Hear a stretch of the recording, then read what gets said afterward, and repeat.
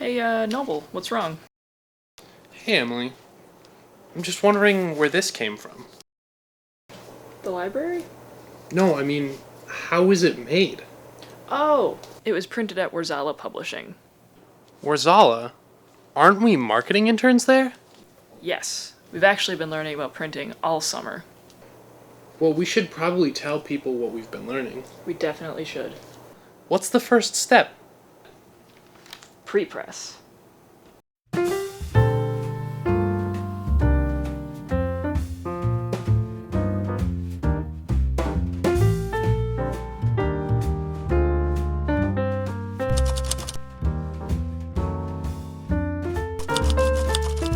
Pre-press is responsible for taking the customer's supplied files. We make sure that they're stable. We check them to the job specifics, size, binding style, color, number of pages. And then we do like pre-press magic. We take those files and we process them specifically for the press, the stock, and the colors that it's going to print. It's like almost taking the customer's files, putting it in a hat, waving a magic wand, and ta-da! Now they're print-ready files, just specific for our presses. So it's kind of how we get the wow factor out of our books.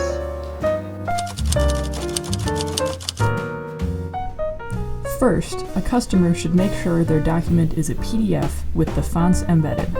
If the fonts are not embedded, this can cause reflow or other formatting errors.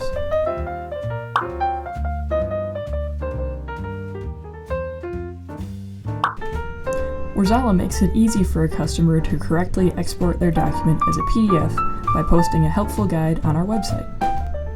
Once the customer approves their proof, it moves on to imposition and pagination.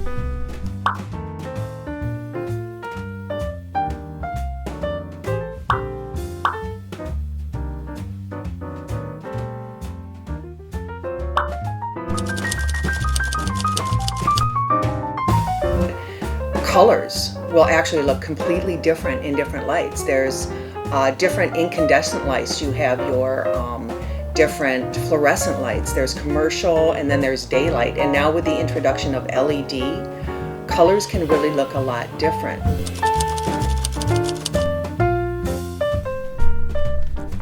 As you can see in these 3 boxes, there are 3 identical apples. Each apple was printed with the exact same ink. These apples look the same in the same lighting, but look what happens when we turn on the lights. Each apple is now under a different type of lighting. The right picture is lit by incandescent lighting, which can typically be found in houses and other residential buildings. The apple now appears bright red. The center apple is lit by typical daylight. This apple now appears purple. The left picture is lit by commercial fluorescent lighting, which can typically be found in office buildings, schools, and shopping malls. The apple on the left now appears maroon.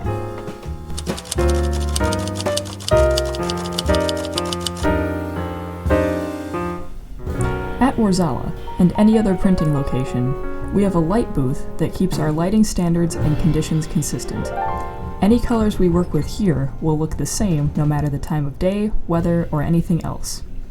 This helps us uphold G7 color specifications and keep our colors consistent. Are in CMYK, and then your overprints, which are red, green, and blue. Okay, so that's the 7 in the G7, is the 4 and 3. And then the G is just for gray. It's for gray balance. And so that methodology in G7, simply put, is you try to achieve a neutral gray no matter what color stock you're on, and then get as close as you can from the variables of your paper and your inks and how your presses run and whatever.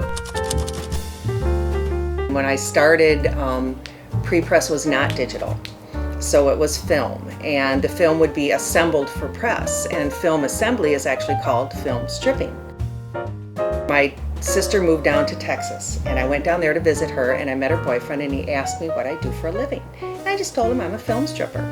And there was kind of a little pause there, and then he looked at me very nicely and said, you know, you look like such a nice young lady. You really should pick a different profession.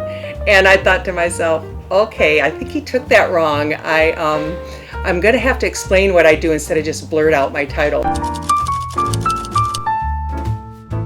We all take such a pride in what we do. We don't just manufacture books here, it's an art.